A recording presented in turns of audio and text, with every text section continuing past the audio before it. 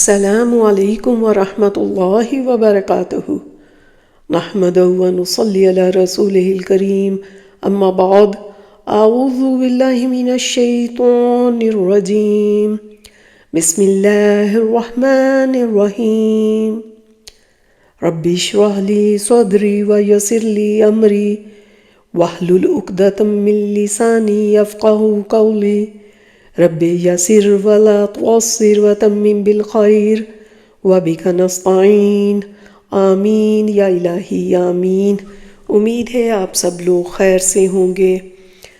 اللہ کے فضل سے آج ہم پارہ 11 سٹارٹ کر رہے ہیں اور 11واں پارہ سورہ توبہ آیت 94 سے سورہ ہود آیت 5 تک مشتمل ہے۔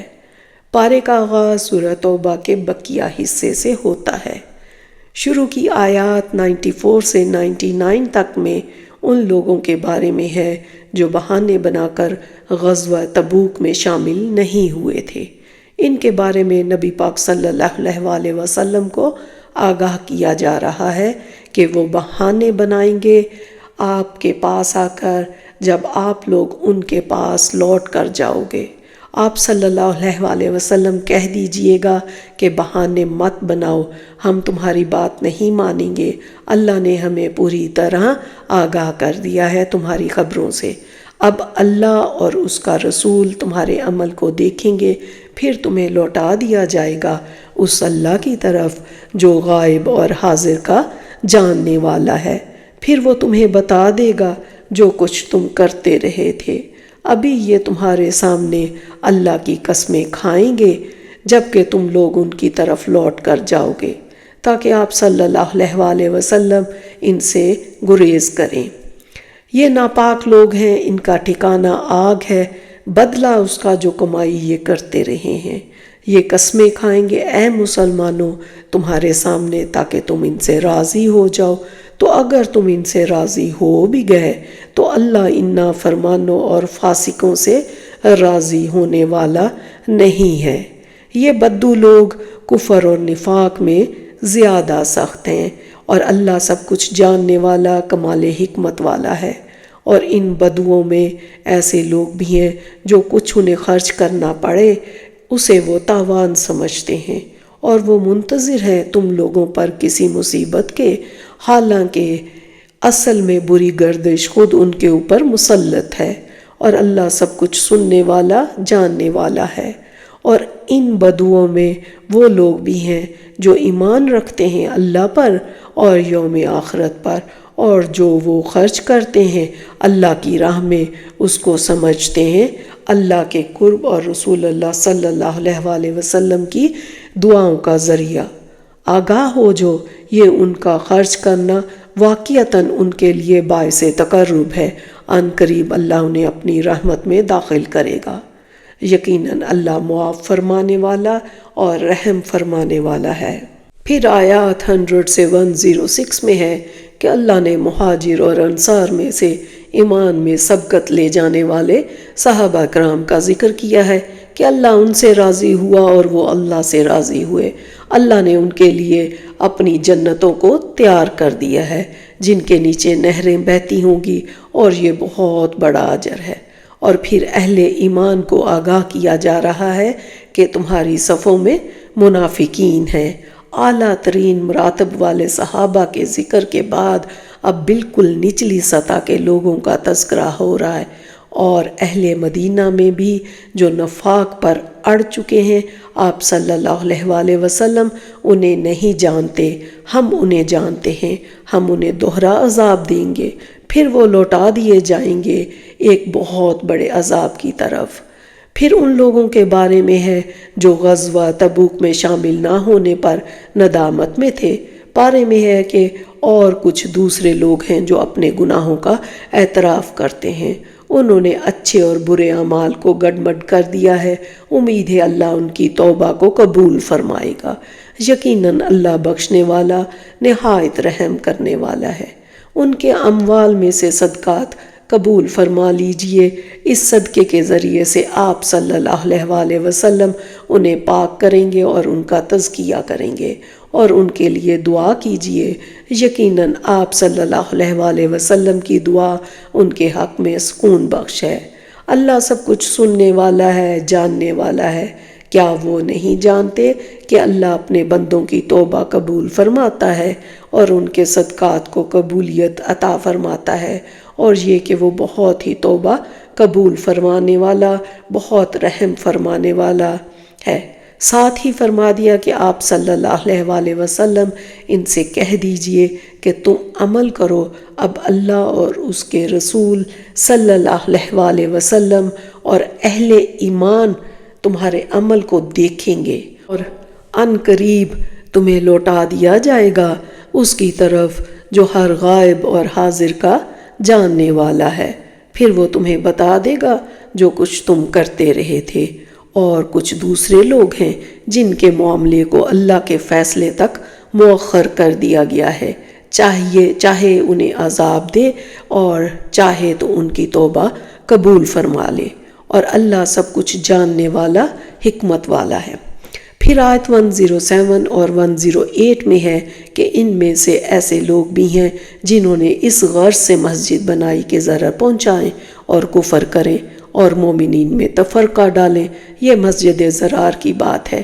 پھر ارشاد ہے کہ تم اس مسجد میں جا کر کبھی کھڑے بھی نہ ہونا، البتہ وہ مسجد جس کی بنیاد تقوی پر رکھی گئی ہو، ہاں وہ اس قابل ہے کہ اس میں جایا کرو۔ یہ مسجد قبا کا ذکر ہے۔ تو کیا بھلا جس نے اپنی عمارت کی بنیاد رکھی ہو اللہ کے تقوی اور اس کی رضا پر، وہ بہتر ہے یا وہ جس نے اپنی تعمیر کی بنیاد رکھی ایک ایسی کھائی کے کنارے پر جو بس گرا ہی چاہتی ہے، تو وہ اس کو لے کر گر گئی جہنم میں، اور اللہ ایسے ظالم لوگوں کو کامیاب نہیں کرتا۔ وہ عمارت جو انہوں نے بنائی ان کے دلوں میں شکوک و شبہات پیدا کیے رکھے گی، اور اللہ سب کچھ جاننے والا، حکمت والا ہے۔ یقیناً اللہ نے خرید لی ہے اہل ایمان سے ان کی جانیں بھی، ان کے مال بھی، اس قیمت پر ان کے لیے جنت ہے۔ وہ جنگ کرتے ہیں اللہ کی راہ میں، پھر قتل کرتے بھی ہیں اور قتل ہوتے بھی ہیں۔ یہ وعدہ اللہ کے ذمے ہے اور سچا ہے تورات، انجیل اور قرآن میں کہ اللہ سے بڑھ کر اپنے عہد کو وفا کرنے والا کون ہے۔ پس خوشیاں مناؤ اپنی اس تجارت پر جس کا سودا تم نے اس کے ساتھ کیا ہے، اور یہی ہے بڑی کامیابی۔ پھر اگلی آیات میں اللہ کے محبوب بندوں کے اوصاف بیان کیے جا رہے ہیں کہ توبہ کرنے والے، اللہ کی بندگی کرنے والے، اللہ کی حمد کرنے والے، دنیاوی آسائشوں سے لا تعلق رہنے والے، رکوع کرنے والے، سجدہ کرنے والے، نیکی کا حکم دینے والے، بدی سے روکنے والے، اللہ کی حدود کی حفاظت کرنے والے۔ اور اے نبی صلی اللہ علیہ وسلم، آپ ان اہل ایمان کو بشارت دے دیجئے۔ پھر آیت 113 سے 114 میں کہا جا رہا ہے کہ مشرکین کے لیے بخشش کی دعا مانگنا جائز نہیں۔ پارے میں ہے کہ نبی صلی اللہ علیہ وسلم اور اہل ایمان کے لیے یہ جائز نہیں کہ وہ استغفار کریں مشرکین کے لیے، خواہ وہ ان کے قرابت دار ہی ہوں۔ اس کے بعد جبکہ ان پر واضح ہو چکا ہے کہ وہ لوگ جہنمی ہیں، اور نہیں تھا استغفار کرنا ابراہیم کا اپنے والد کے حق میں مگر ایک وعدے کی بنیاد پر جو انہوں نے اس سے کیا تھا، اور جب آپ پر واضح ہو گیا کہ وہ اللہ کا دشمن ہے تو آپ نے اس سے اعلان بیزاری کر دیا۔ یقیناً ابراہیم بہت درد دل رکھنے والے اور حلیم الطبع تھے۔ اور اگلی آیات میں ہے کہ اللہ کسی کو زبردستی گمراہ نہیں کرتا بلکہ ان پر حق کو واضح کرنے کا پورا اہتمام فرماتا ہے۔ یقیناً اللہ ہی کے لیے ہے آسمانوں اور زمین کی بادشاہی، وہی زندہ رکھتا ہے، وہی موت دیتا ہے، اور تمہارے لیے اللہ کے سوا نہیں ہے کوئی حمایتی اور نہ کوئی مددگار۔ پھر آیت 118 میں غزوہ تبوک میں عدم شرکت کرنے پر نادم ہونے والوں کی بخشش کا اعلان فرما دیا ہے۔ ان میں 3 صحابہ پر بھی اللہ نے رحمت کی نگاہ کی جن کا معاملہ مؤخر کر دیا گیا تھا، یہاں تک کہ زمین اپنی تمام تر کشادگی کے باوجود ان پر تنگ پڑ گئی، ان پر اپنی جانیں بھی بوجھ بن گئی۔ انہیں یقین ہو گیا کہ اللہ کے سوا کوئی اور جائے پناہ ہے ہی نہیں، تو اس نے ان کی توبہ قبول فرمائی تاکہ وہ بھی پھر متوجہ ہو جائیں۔ یقیناً اللہ بہت توبہ کرنے والا، بہت زیادہ رحم کرنے والا ہے۔ نبی صلی اللہ علیہ وآلہ وسلم جب تبوک سے مدینہ واپس تشریف لائے تو وہ لوگ معذرت کرنے کے لیے حاضر ہوئے جو پیچھے رہ گئے تھے۔ ان میں 80 سے کچھ زیادہ منافق تھے اور 3 سچے مومن بھی تھے۔ منافقین جھوٹے عذر پیش کرتے گئے اور حضور صلی اللہ علیہ وآلہ وسلم ان کی معذرت قبول کرتے چلے گئے۔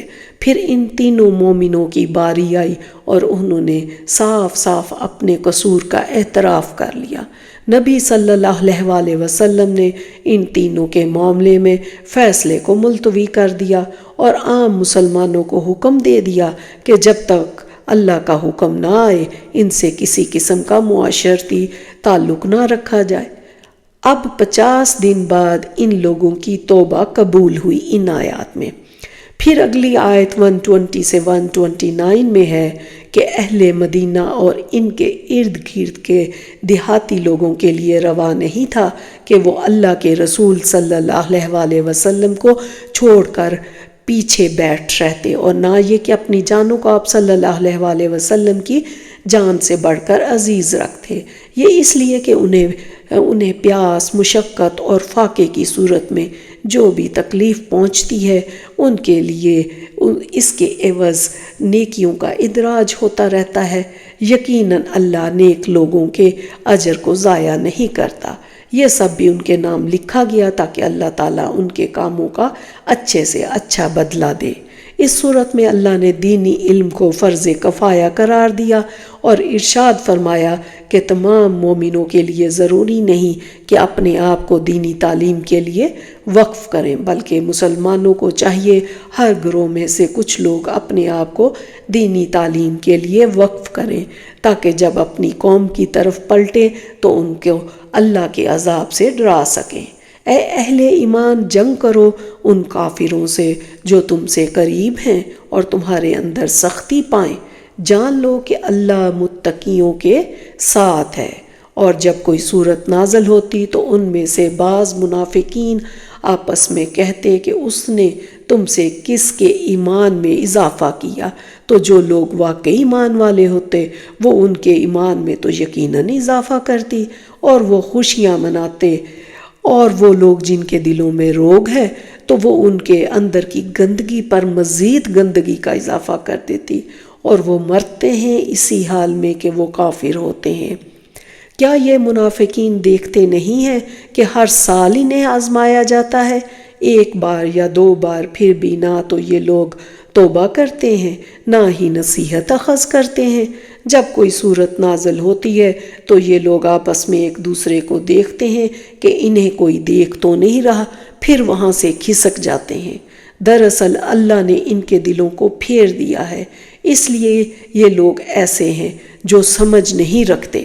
سورہ توبہ کے آخر میں اللہ نے اپنے نبی صلی اللہ علیہ وآلہ وسلم کی صفات کا ذکر کیا کہ تم میں سے ایک رسول تمہارے پاس آیا ہے جس کو تمہاری تکلیف گراں گزرتی ہے، مسلمانوں کی بھلائی کا خواہش مند ہے، مومنوں پر رحم کرنے والا اور مہربان ہے۔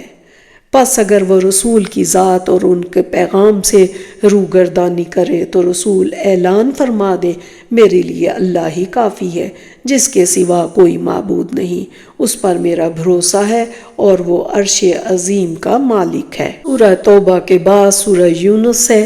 اس سورہ میں 109 آیات ہیں۔ یہ مکی سورہ ہے۔ اس سورہ کی آیت 1 اور 2 میں ہے کہ یہ قرآن بڑی حکمت بھری کتاب کی آیات ہے، اور کیا لوگوں کو بہت تعجب ہوا کہ ہم نے وحی بھیج دی ایک شخص پر انہی میں سے۔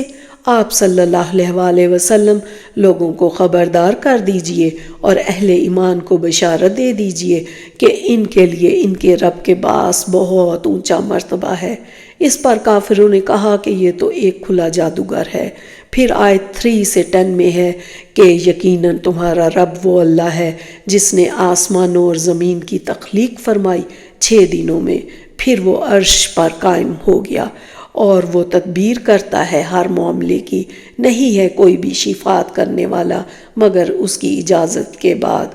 وہ ہے اللہ تمہارا رب، پس تم اسی کی بندگی کرو۔ تو کیا تم نصیحت اخذ نہیں کرتے؟ تم سب کو اللہ ہی کے پاس جانا ہے، اللہ نے سچا وعدہ کر رکھا ہے، بے شک وہی پہلی بار بھی پیدا کرتا ہے، پھر وہی دوبارہ بھی پیدا کرے گا، تاکہ ایسے لوگوں کو جو کہ ایمان لائے اور انہوں نے نیک کام کیے تو وہ انہیں انصاف کے ساتھ جزا دے، اور جن لوگوں نے کفر کیا ان کے واسطے کھولتا ہوا پانی پینے کو ملے گا اور دردناک عذاب ہوگا ان کے کفر کی وجہ سے۔ پھر اس بارے میں اللہ کی معرفت کی نشانیوں کا ذکر ہے کہ اللہ نے سورج اور چاند کو روشنی عطا کی اور چاند کی منازل کو بھی طے کیا تاکہ اس کے ذریعے سال اور مہینوں کا حساب لگاؤ۔ ارشاد ہے کہ بے شک زمین اور آسمان کی تخلیق، رات اور دن کے آنے جانے میں اللہ سے ڈرنے والوں کے لیے نشانیاں ہیں اور ان لوگوں کے لیے جن کے اندر تقوی ہے۔ یقیناً رات اور دن کے عدلنے بدلنے میں اور جو کچھ اللہ نے بنایا ہے آسمانوں میں اور زمین میں، یقیناً نشانیاں ہیں ان لوگوں کے لیے جن کے اندر تقوی ہے۔ پھر ہے بے شک وہ لوگ جو ہم سے ملاقات کے امیدوار نہیں ہیں اور وہ دنیا کی زندگی پر ہی راضی اور اسی پر مطمئن ہیں، جو ہماری آیات سے غافل ہیں، یہی ہیں لوگ جن کا ٹھکانہ آگ ہے، اپنی ان اعمال کے سبب جو وہ کر رہے ہیں۔ یقیناً وہ لوگ جو ایمان لائے اور انہوں نے نیک اعمال کیے، ان کا رب ان کے ایمان کے باعث ان کو پہنچا دے گا نعمتوں والے باغات میں، جن کے نیچے نہریں بہتی ہوں گے، ان کے منہ سے یہ الفاظ نکلیں گے سبحان اللہ، اور ان کا باہمی سلام یہ ہوگا السلام علیکم، اور ان کی آخر بات یہ ہوگی تمام تعریفیں اللہ کے لیے ہے جو سارے جہاں کا رب ہے۔ آیت 11 سے 14 میں انسانوں کی کمزوریوں کا ذکر ہے۔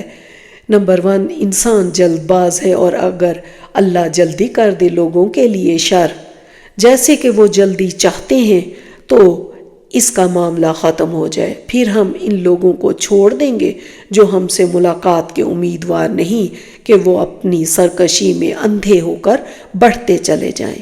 نمبر 2، اور جب انسان کو کوئی تکلیف پہنچتی ہے تو وہ ہمیں پکارتا ہے، پہلو کے بل لیٹے ہوئے یا بیٹھے ہوئے یا کھڑے ہوئے، پھر جب ہم اس سے اس کی تکلیف کو دور کر دیتے ہیں تو وہ بالکل غافل ہو جاتا ہے۔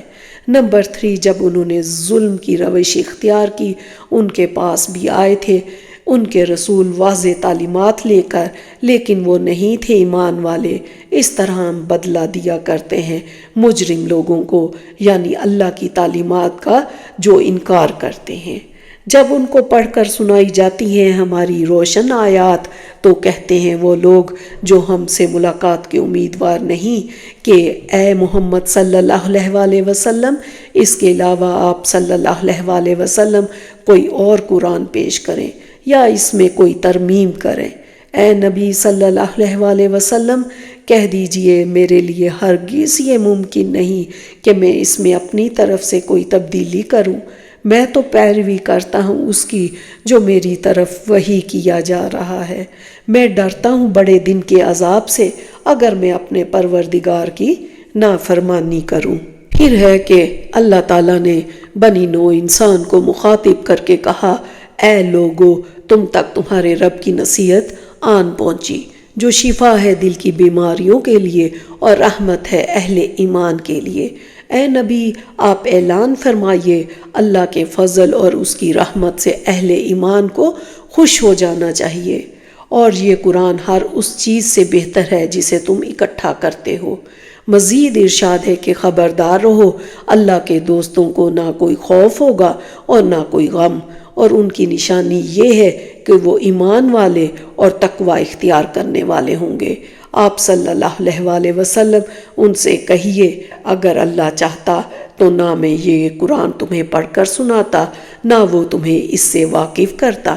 میں تمہارے درمیان ایک عمر گزار چکا ہوں سے پہلے، تو کیا تم لوگ عقل سے کام نہیں لیتے؟ تو اس شخص سے بڑھ کر کون ظالم ہوگا جس نے اللہ کی طرف جھوٹ بات منسوب کی یا جھٹلایا اس کی آیات کو، یقیناً مجرم لوگ فلاح نہیں پایا کرتے۔ پھر آیت 18 سے 24 میں ہے کہ یہ لوگ پرستش کرتے ہیں اللہ کے سوا ایسی چیزوں کی جو نہ انہیں کوئی نقصان پہنچا سکتی ہیں اور نہ نفع دے سکتی ہیں، اور کہتے ہیں یہ ہمارے سفارشی ہیں اللہ کے ہاں۔ آپ صلی اللہ علیہ وسلم کہیے، کیا تم لوگ اللہ کو بتانا چاہتے ہو وہ شے جو وہ نہیں جانتا؟ نہ آسمانوں میں اور نہ زمین میں، وہ بہت پاک اور بلند ہے ان چیزوں سے جن کو وہ اس کا شریک ٹھہراتے ہیں، اور نہیں تھے لوگ مگر ایک ہی امت، پھر بعد میں انہوں نے اختلاف کیا، اور اگر ایک بات تیرے رب کی طرف سے پہلے سے طے نہ پا چکی ہوتی تو فیصلہ کر دیا جاتا ان کے مابین ان تمام چیزوں میں جن میں یہ اختلاف کر رہے ہیں۔ اور جب ہم لوگوں کو رحمت کا مزہ چکھاتے ہیں اس تکلیف کے بعد جو ان پر آ گئی تھی تو فوراً ہی سرکشی کرنے لگتے ہیں۔ آپ صلی اللہ علیہ وسلم کہیے کہ اللہ اپنی تدبیروں میں کہیں زیادہ تیز ہے۔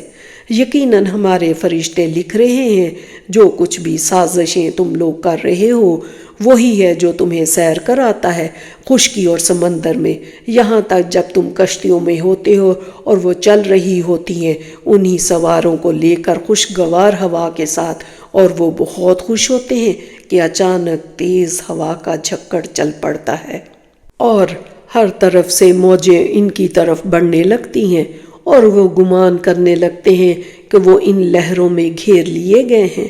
اس وقت وہ پکارتے ہیں اللہ کو اس کے لیے اپنی اطاعت کو خالص کرتے ہوئے کہ اے اللہ، اگر تو نے ہمیں اس مصیبت سے نجات دے دی تو ہم لازماً ہو جائیں گے بہت شکر کرنے والے۔ پھر جب وہ انہیں نجات دے دیتا ہے تو فوراً ہی بغاوت کرنے لگتے ہیں زمین میں ناحق۔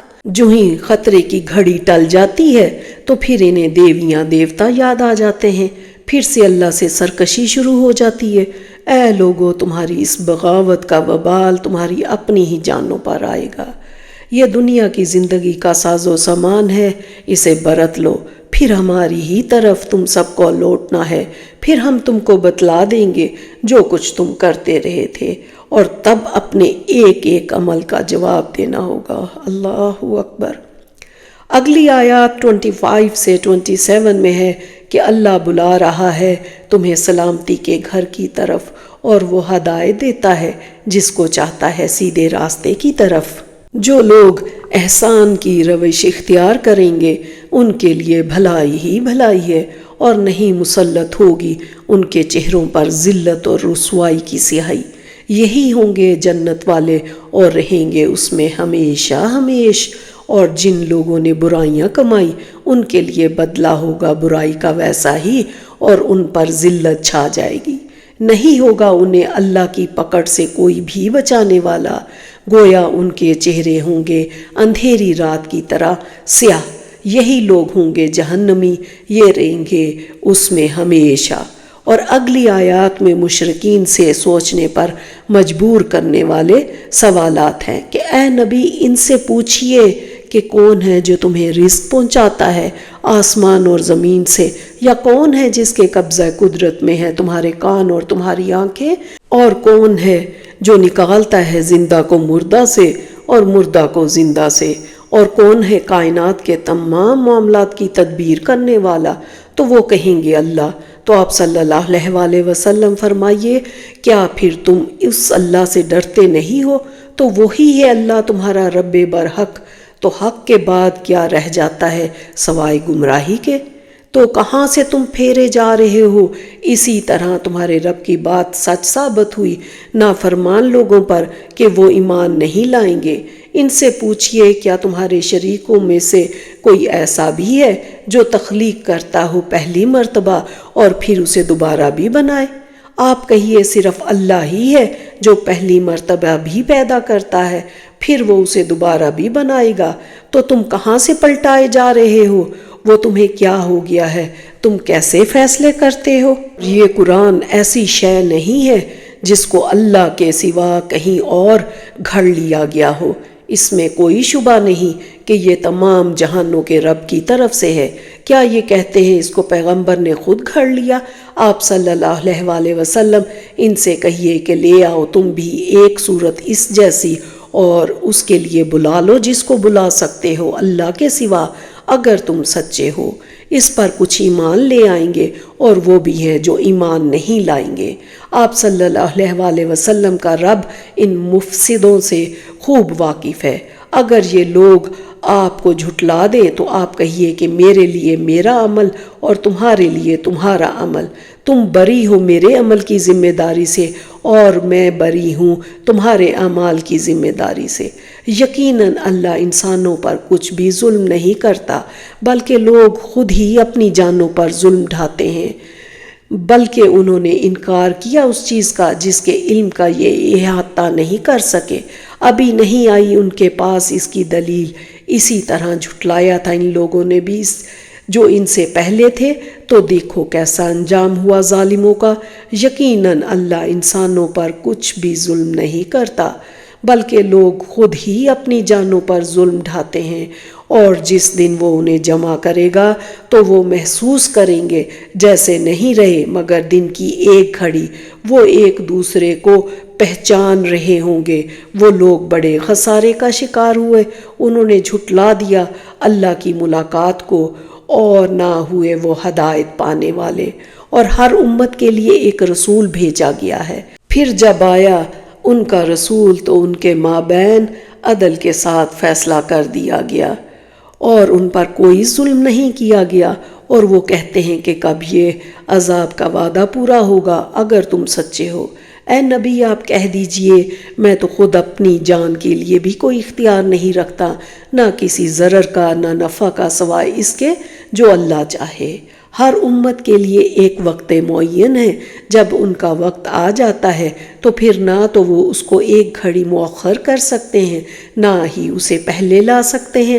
اے نبی ان سے کہیے کیا تم نے غور کیا اگر تمہارے اوپر اللہ کا عذاب ناگہاں آ دھمکے رات کو یا دن کے وقت، تو کیا وہ شے ہے جس کے بل پر یہ مجرم جلدی مچا رہے ہیں؟ پھر کہا جائے گا ان ظالموں سے کہ اب دائمی عذاب کا مزہ چکھو، تمہیں بدلہ نہیں دیا جا رہا مگر تمہارے اپنے ہی کرتوتوں کا۔ یہ لوگ آپ سے پوچھتے ہیں کہ کیا یہ واقعی حق ہے؟ آپ کہہ دیجئے ہاں میرے رب کی قسم یقیناً وہ حق ہے اور تم اللہ کو عاجز نہیں کر سکتے۔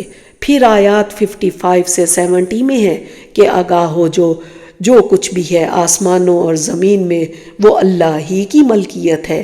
آگاہ ہو جو یقیناً اللہ کا وعدہ حق ہے، لیکن ان کی اکثریت علم نہیں رکھتی۔ وہی ہے جو زندہ کرتا ہے اور مارتا ہے اور اسی کی طرف تمہیں لوٹ کر جانا ہے۔ اے لوگو آ گئی ہے تمہارے پاس نصیحت، یہ قرآن تمہارے رب کی طرف سے تمہارے سینوں کے امراض کی شفا ہے اور اہل ایمان کے لیے ہدایت اور بہت بڑی رحمت ہے۔ اے نبی ان سے کہہ دیجئے یہ قرآن اللہ کے فضل اور اس کی رحمت سے نازل ہوا ہے، تو چاہیے کہ لوگ اس پر جشن خوشیاں منائیں، اور کہیں بہتر ہے یہ ان چیزوں سے جو وہ جمع کرتے ہیں۔ ان سے کہیے تم نے کبھی غور کیا کہ اللہ نے تمہارے لیے جو رزق اتارا تم نے اس میں سے از خود کسی کو حرام قرار دے دیا اور کسی کو حلال؟ ان سے پوچھئے کہ اللہ نے تمہیں اس کا حکم دیا یا تم اللہ پر افترا کر رہے ہو؟ پھر ہے کہ آگاہ ہو جو اللہ کے دوستوں پر نہ کوئی خوف ہے نہ وہ غمگین ہوں گے، وہ لوگ جو صاحب ایمان ہوں اور تقوی کی روش اختیار کریں، اور ان کے لیے دنیا کی زندگی میں بھی بشارتیں ہیں اور آخرت میں بھی۔ اللہ کی باتوں میں کوئی تبدیلی نہیں ہو سکتی، یہی تو ہے بہت بڑی کامیابی۔ اے نبی ان کی باتیں آپ کو رنجیدہ نہ کریں، عزت کل کی کل اللہ کے اختیار میں ہے، وہ سب کچھ سننے والا اور جاننے والا ہے۔ ان سے کہیے کہ تم نے کبھی غور کیا اللہ نے تمہارے لیے جو رزق اتارا تم نے اس میں سے از خود کس کو حرام قرار دے دیا اور کس کو حلال؟ ان سے پوچھئے کیا اللہ نے تمہیں اس کا حکم دیا یا تم اللہ پر جھوٹ لگا رہے ہو؟ اور آگاہ ہو جاؤ اللہ کے دوستوں پر نہ کوئی خوف ہے اور نہ وہ غمگین ہوں گے۔ اور آخرت میں بھی اللہ کی باتوں میں کوئی تبدیلی نہیں ہو سکتی۔ یہی تو ہے بہت بڑی کامیابی۔ پھر ہے کہ انہوں نے کہا اللہ نے اولاد اختیار کی ہے، وہ ایسی باتوں سے پاک ہے، وہ بے نیاز ہے، اسی کا ہے جو کچھ آسمانوں میں اور جو کچھ زمین میں۔ نہیں ہے تمہارے پاس کوئی سند یا دلیل جو تم لوگ اللہ کی طرف منسوب کر رہے ہو، وہ چیز جس کے متعلق تمہیں علم ہی نہیں۔ اے نبی آپ کہہ دیجئے جو لوگ اللہ کی طرف جھوٹ باتیں منسوب کرتے ہیں وہ کبھی فلاح نہیں پائیں گے۔ پھر آیت 71 سے 73 میں حضرت نوح کا بیان ہے، ان کی قوم نے ان کی بات نہ مانی اور سرکش بنی رہی تو اللہ نے ان کو طوفان کے ذریعے ہلاک کر دیا۔ صرف اہل ایمان سلامت رہے، اللہ سرکشوں کے دلوں پر مہر لگا دیتا ہے۔ پھر حضرت نوح کے بعد حضرت موسیٰ کا ذکر آتا ہے۔ موسیٰ کے دور میں فرعون کے خوف کی وجہ سے بنی اسرائیل کے لوگ ایمان لانے سے کتراتے تھے۔ بنی اسرائیل کی مرعوبیت دیکھ کر حضرت موسیٰ نے دعا مانگی کہ اے ہمارے پروردگار، تو نے فرعون اور اس کے ساتھیوں کو دنیا کی زینت اور مال عطا کیا ہے تاکہ وہ لوگ تیرے راستے سے بھٹکائیں۔ اے مالک تو ان کے مال اور دولت کو نیست و نابود فرما اور ان کے دلوں کو سخت بنا تاکہ اس وقت تک ایمان نہ لائے جب تک دردناک عذاب کو نہ دیکھ لیں۔ حضرت موسیٰ بنی اسرائیل کے لوگوں کو لے کر نکلے تو فرعون نے اپنے لشکر سمیت ان کا تعاقب کیا۔ موسیٰ دریا پار کر گئے تو اللہ نے اس کی لہروں کو آپس میں ملا دیا۔ فرعون دریا کے وسط میں غوطے کھانے لگا۔ اس حالت میں فرعون نے پکار کر کہا کہ میں ایمان لایا کہ کوئی معبود نہیں اس کے سوا جس پر بنی اسرائیل ایمان لائے، اور میں فرما برداروں میں سے ہوں۔ اللہ نے فرعون کا ایمان قبول کرنے سے انکار کر دیا اور کہا گیا اب ایمان لائے ہو؟ اس سے پہلے تک تو نافرمانی اور فساد برپا کرنے والوں میں سے تھا۔ پس آج ہم تیرے جسم کو دریا سے نکال لیں گے تاکہ تو اپنے بعد میں آنے والے لوگوں کے لیے اللہ کے عذاب اور عبرت کی نشانی بن جائے۔ اللہ اکبر۔ اور بہت سے لوگ ہماری آیات سے غافل ہیں۔ اس واقعت سے ہمیں نصیحت حاصل ہوتی ہے کہ انسان کو دنیا اور اقتدار کے نشے میں اندھے ہو کر اپنے انجام اور آخرت کو فراموش نہیں کر دینا چاہیے، اس لیے کہ اللہ کی پکڑ بڑی شدید ہے۔ پھر اس صورت میں قوم یونس کا بھی ذکر ہے کہ جب حضرت یونس اپنی قوم کو نافرمانیوں پر ناراض ہو کر ان کو خیر باد کہہ دیتے ہیں تو وہ اللہ سے باجماعت اپنے گناہوں پر معافی مانگ لیتے ہیں۔ اللہ ان کی اجتماعی توبہ اور استغفار کی وجہ سے ان کے گناہوں کو معاف فرما دیتا ہے۔ ان آیات میں خوشخبری دی گئی ہے کہ سچی توبہ سے عذاب الہی ٹال دیا جاتا ہے۔ سورہ یونس کے آخر میں ارشاد ہے کہ تم سب یکسو ہو کر دین اسلام کی پیروی کیے جاؤ اور مشرکوں میں سے ہرگز نہ ہونا، اور اللہ کو چھوڑ کر ایسی چیزوں کو نہ پکارنا جو تمہارا نہ بھلا کر سکے اور نہ کچھ بگاڑ سکے۔ ارشاد ہے کہ اے نبی جو حکم بھیجا جاتا ہے اس کی پیروی کیے جاؤ اور تکلیفوں پر صبر کیجیے یہاں تک کہ اللہ فیصلہ کر دے، وہ سب سے بہتر فیصلہ کرنے والا ہے۔ اور بتایا گیا کہ ایمان اللہ کی آیات پر غور و فکر سے حاصل ہوتا ہے۔ انسان اپنے ہر طرف دیکھے کہ کیسی کیسی نشانیاں اللہ کی معرفت کا پتہ دے رہی ہیں۔ کھول آنکھ، زمین دیکھ، فلک دیکھ، فضا دیکھ، مشرق سے ابھرتے ہوئے سورج کو ذرا دیکھ۔ اس کے ساتھ ہی سورہ ہود شروع ہوتی ہے۔ یہ مکی سورہ ہے، اس کا زمانہ نزول بھی وہی ہے جو سورہ یونس کا تھا، مضامین بھی تقریباً وہی ہیں۔ اس کی 123 آیات ہیں۔ اس کی آیت 1 سے 5 میں ہے کہ یہ وہ کتاب ہے جس کی آیات حکمت سے بھری ہوئی ہیں، بہت مدلل اور واضح ہے۔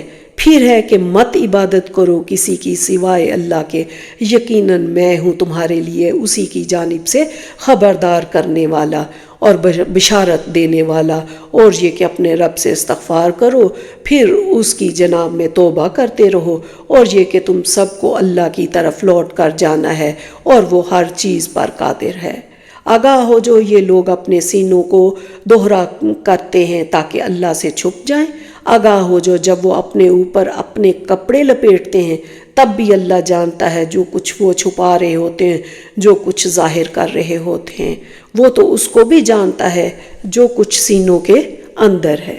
یہاں پر 11واں پارہ مکمل ہوتا ہے، اور اب ہم اس میں سے اپنے لیے عمل اور غور و فکر کے کچھ پوائنٹس دیکھتے ہیں۔ سورہ توبہ آیت 100 کی روشنی میں ہمیں اپنی زندگی میں صحابہ کرام کی پیروی کرنا ہے، مہاجر یا انصار بن کے۔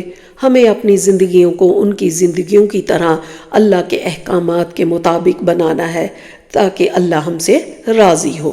پھر مسجد ضرار کے واقعے سے سبق سیکھنا ہے کہ بری نیت ہمارے عمل کو بھی برا بنا دیتی ہے۔ ہمیں ہر معاملے میں کوئی بھی کام کرتے ہوئے اپنی نیتوں کو پرکھتے رہنا ہے۔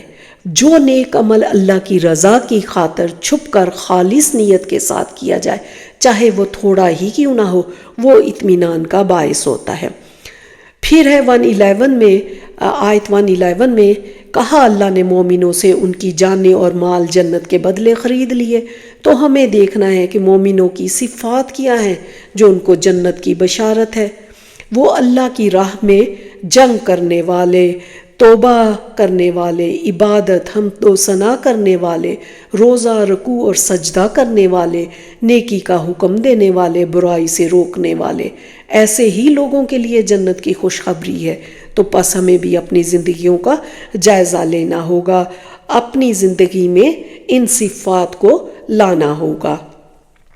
ہر انسان کی زندگی میں تنگی کی گھڑی آتی ہے، اصل میں وہ امتحان کا وقت ہوتا ہے، آزمائش کی گھڑی ہوتی ہے۔ اس میں اللہ دیکھتا ہے کہ وہ دین کا ساتھ دیتا ہے کہ نہیں۔